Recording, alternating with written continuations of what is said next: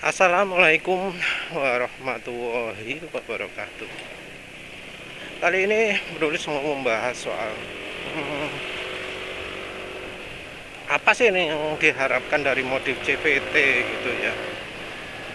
Karena ya, penulis lihat kemarin ada yang komplain sudah habis 1 juta, tapi mengapa kok top speed masih 110 ya. Ini soal NMAX.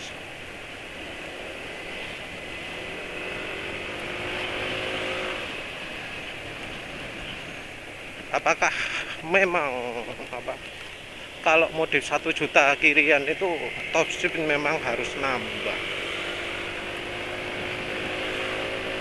Ya sayangnya nggak ada jaminan seperti itu, nggak ada jaminan karena level level dari peralatan modif itu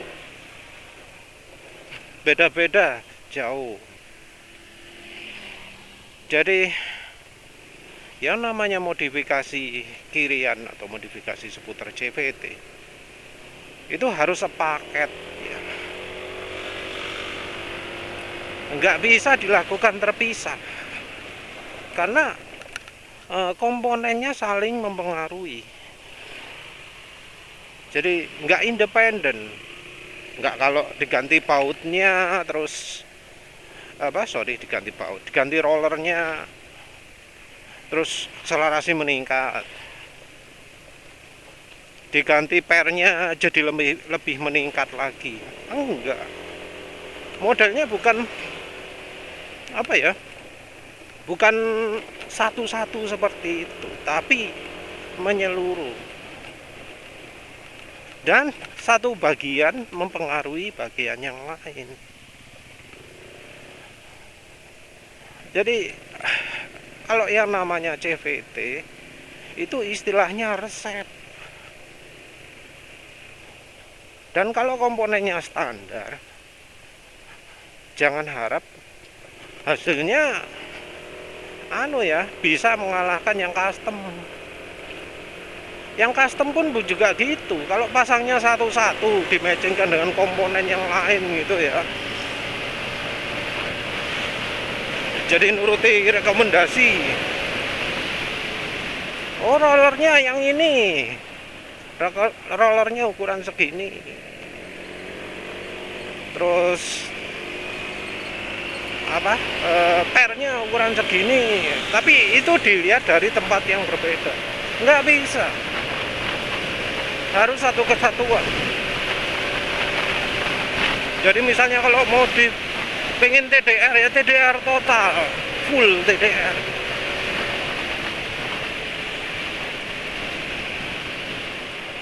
Yang jadi masalah adalah level dari mesin yang CVT-nya dimodifikasi juga beda-beda. Kalau tenaga sudah beda, ya modif CVT-nya harus beda untuk menyesuaikan kemampuan mesin dengan CVT-nya. Nggak bisa mesin sudah dimodif terus CVT-nya pakai standar gitu, nggak akan maksimal. Ada yang kebuang, ada yang nggak kepake kalau misalnya modif dilakukan tidak matching.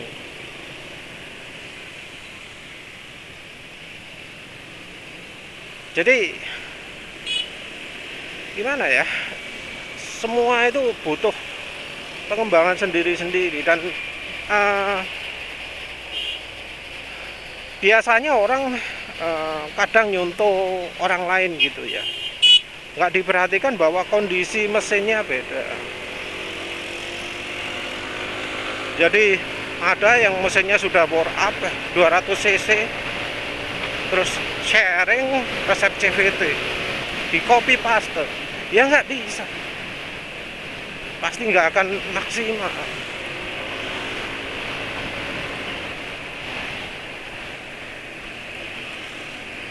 Jadi CVT itu rumit ya, penulis sendiri belum bisa menjelaskan semua hal. Tapi kuncinya CVT itu adalah mekanisme yang bereaksi terhadap RPM, terhadap perputaran mesin. Walau itu juga nggak sepenuhnya.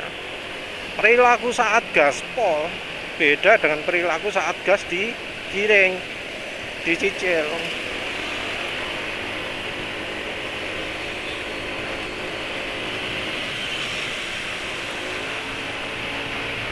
Jadi ini yang bikin rumit juga.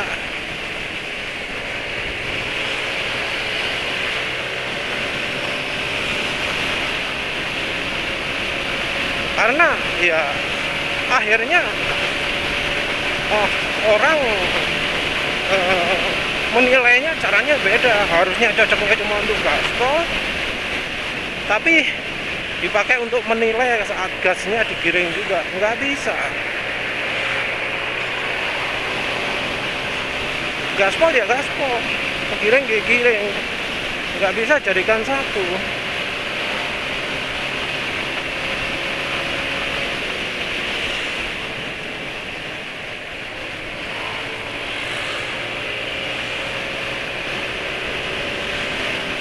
Ini karena apa?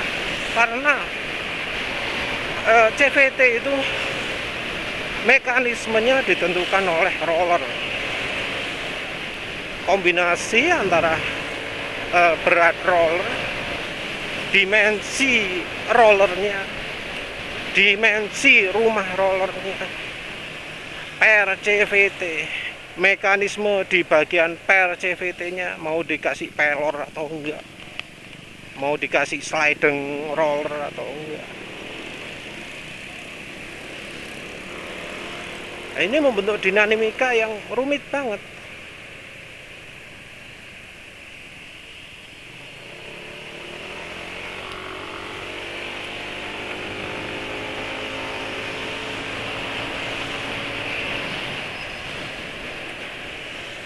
Yang pertama adalah mekanisme roller. Semua sudah tahu roller itu bekerja dengan cara sentrifugal.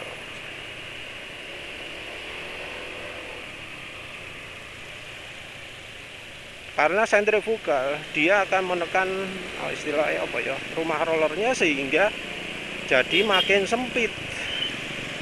Ketika makin sempit hingga pada taraf tertentu, maka rasio transmisi itu akan berubah. Oh ya, beltnya belum kesebut. Jadi ketika bagian depan CVT, bagian berputar depan CVT itu makin rapat, belt itu dipaksa akan makin membesar. Diameter belt yang bagian depan akan makin besar, memaksa bagian belakang untuk makin kecil. Belt ini juga rumit. Belt itu ada yang elastis, ada yang sensitif terhadap panas, ada yang kuat, nggak fleksibel gitu. Kalau yang bisa molor ya, kalau dipakai yang depan itu ditekan sehingga makin besar, yang belakang juga melarnya mingkupnya makin kecilnya enggak terlalu banyak, karena yaitu melar. Jadi ketika dipakai ngebut dia makin panjang, hasilnya top speed meningkat karena panjang beltnya jadi makin panjang. Ketika depan dibesarkan, yang belakang nggak gampang-gampang mengecil karena molor, karena ya ada per di bagian CVT, bagian putar CVT yang di belakang.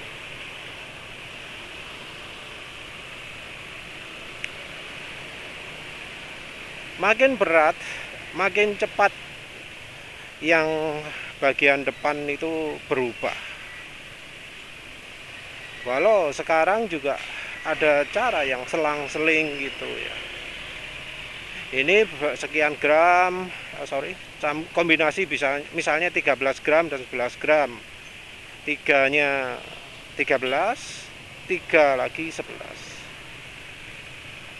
Entah mengapa itu terjadi, tapi emang terbukti bahwa akselerasi bisa meningkat makin cepat.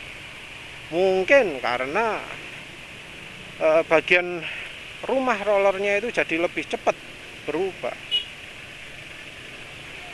jadi lebih cepat adaptasi, jadi lebih mudah bergerak daripada kalau sama gitu ya. Entah ya, kalau yang rumah rollernya itu penulis kok merasa aneh, nggak ada ilmu pelumasan gitu, jadi membuat rumah rollernya itu lebih mudah bergerak. Jadi kan intinya adalah membuat rumah rollernya ini lebih reaktif gitu ya. Kalau nggak licin kan susah berubahnya. Yang dilumasi biasanya bagian engselnya atau tengah, yang bagian rollernya, tempat rollernya itu jarang-jarang dikasih pelumas. Ya mungkin karena kalau di kecepatan rendah pelumasnya itu akan jadi penghambat ya, mungkin seperti itu. Jadi kalau dipakai giring gini nggak mau berputar karena kehambat sama gemuknya. Apalagi kalau kemudian gemuk ini kena debu dan akhirnya ya jadi lengket sekali. Ya rumit lah di situ. Makanya kalau rumah roller dibiarkan bersih dan mengandalkan licinnya dari bahan rollernya, sama ya beberapa membuat permukaannya itu dilapisi coating pelicin ya, moli tah bola.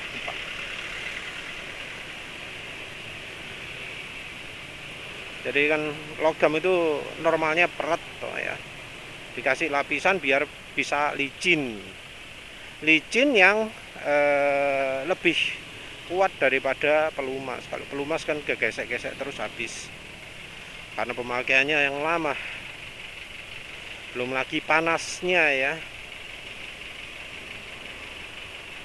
Nah ya, kalau soal pelumasan di di bagian rumah roller kok minim sekali ya infonya ya. Mungkin cuma dunia balap yang menerapkan pelicin seperti itu. Jadi intinya sih makin berat roller, makin cepat rasio diameter depannya berubah.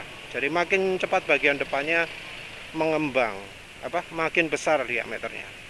Diameter depan makin besar, yang belakang dipaksa kecil. Ini membuat rasio transmisinya jadi makin lebih menuju kecepatan. Yang bikin rumit lagi adalah rumah rollernya. Rumah roller ini kan ada istilahnya slope ya, kemiringan. Ini juga belum termasuk kemiringan di bagian piringan CVT-nya sendiri. Itu juga membuat mudah atau sulitnya merubah kecepatan.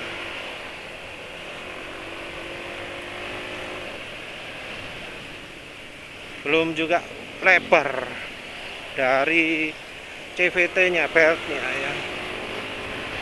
Jadi kalau ingin top speed ya mestinya harus makin lebar toh itunya, beltnya. Tapi ya kadang nggak kepake lah, bola wis lebar belt nggak pernah jadi perhatian, entah mengapa, unik juga. Ya dari rumah roller aja, rumah roller itu menentukan seberapa cepat menggelindingnya, seberapa mudah menggelindingnya. Rasanya nggak ada yang linier ya, karena memang kebutuhannya ya nggak linier. Jadi kemiringan, slope-nya rumah roller itu akan menentukan lebih banyak fokus tenaganya di mana? Apakah di RPM rendah ataukah di RPM tinggi? Untuk menentukan seberapa cepat dia berubah. Jadi dengan rumah roller aja orang bisa menentukan, oh tenaga mau saya fokuskan di RPM rendah, sehingga mulai dari RPM rendah RPM-nya sudah tinggi.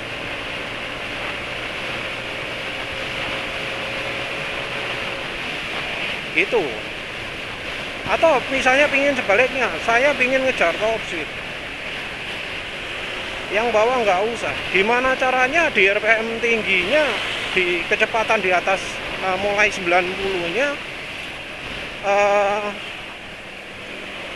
rumah rollernya ini pergerakan rollernya ini bisa lebih banyak di RPM atas, seperti itu. Jadi di RPM tenaga puncaknya itu dipakai di RPM atas.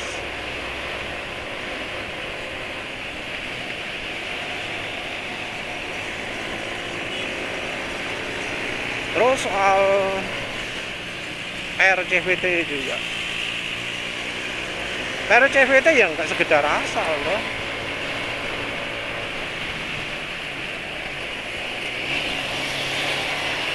RCVT itu ya butuh butuh kerjasama dengan rollernya. PR dibuat lebih ringan, ya otomatis rollernya lebih mudah gerak.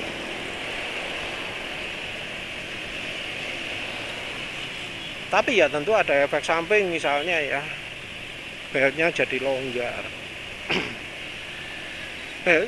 beltnya jadi terbebani. Tentu sebaliknya juga bisa terjadi, yaitu ketika rollernya terlalu berat dan pernya juga makin kuat.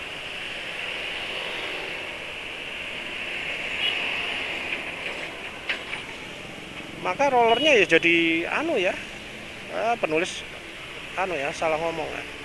Kalau rollernya ringan, pernya dibuat ringan, beltnya oplok-oplok, ngomong lepas. Jadi kemungkinan loncat-loncat lebih mudah terjadi, belt lepas lebih mudah terjadi kalau sampai ada modif misalnya rumah rollernya itu bisa dibuat lebih kecil lagi, sehingga belt itu naiknya lebih dari piringannya. Itu bisa seperti itu kalau misalnya terlalu longgar gitu ya. Di kecepatan rendah terutama bisa kelotak-kelotak juga. Kalau roller terlalu berat terus per terlalu kencang, maka beltnya ini jadi kena tekanan melebihi dari normal, bisa sampai 2 atau 3 kali lipat. Ini ya akan sangat memperpendek umur belt.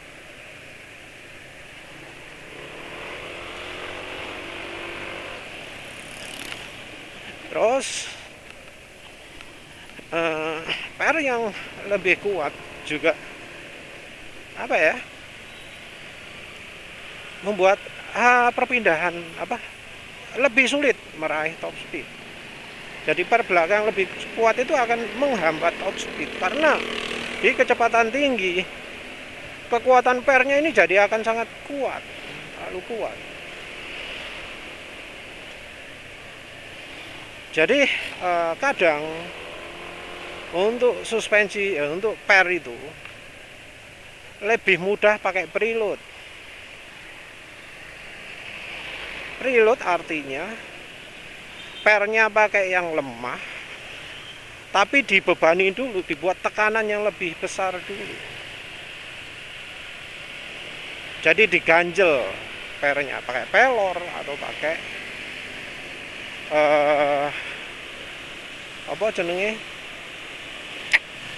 sliding roller. Jadi walau pernya lebih lemah, Di RPM rendah dia nggak akan masalah, dan di RPM tinggi masih tetap gampang buka.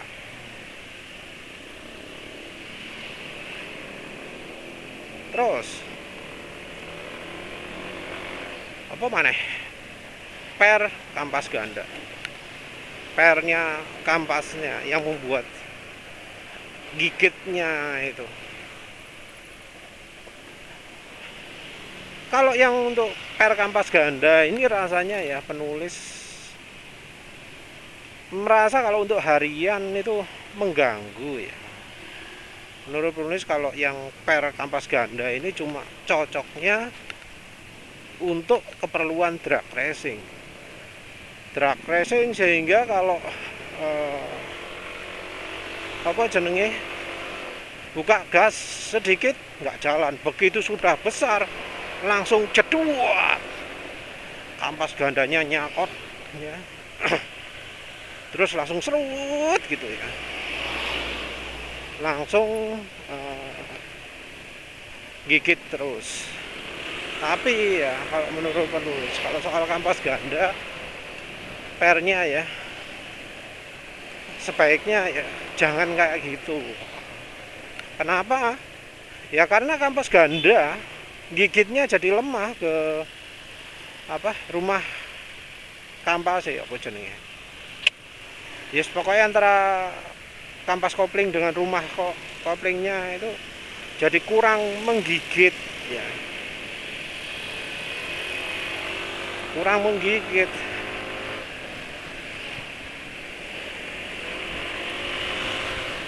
Ya karena dihambat sama pernya kan. Nah kalau kurang menggigit ini terutama kecepatan rendah ya jadi lebih mudah selip kopling. Apalagi kalau cara pakainya sering buka gaspol di RPM rendah padahal cuma mau jalan 20. Jadi awalan gasnya bosal.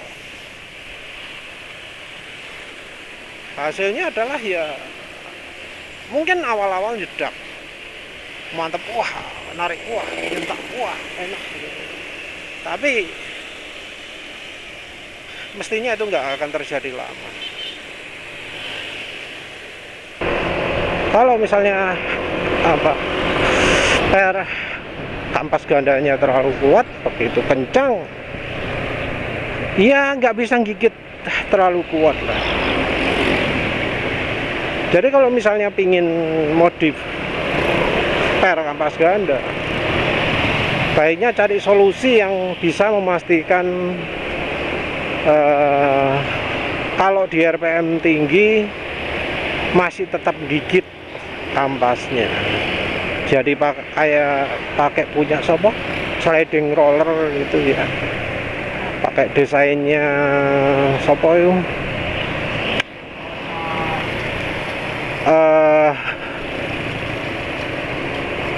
desainnya apa sih?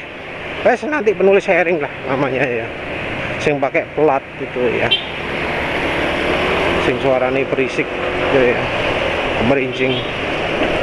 Yang satu lagi punyanya Dokter Puli kalau nggak salah ya. Punyanya Dokter Puli ya nantilah. Penulis sudah pernah bahas. Ya rumit ya CVT itu. Tapi ya saran penulis kalau modif CVT jangan yang satu-satu, beli sepaket, dan sepaket juga yang penjelasannya pas ya.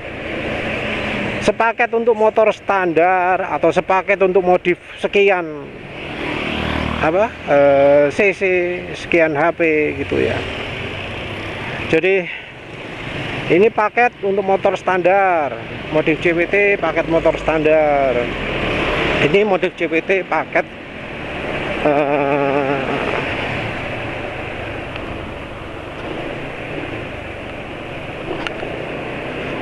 modif CVT untuk modif motor bore up 180 cc, ini untuk 200 cc. Cari yang seperti itu, karena ya modif CVT itu harus disesuaikan tenaga. Ya wes, ini penulis belum bilang kalau misalnya mesinnya juga nggak sehat, misalnya pakai oli standar masih ya, belum pakai mesran atau apa gitu. Tapi itu intinya. Ya wes, begitu saja. Terima kasih sudah menonton. Assalamualaikum warahmatullahi wabarakatuh.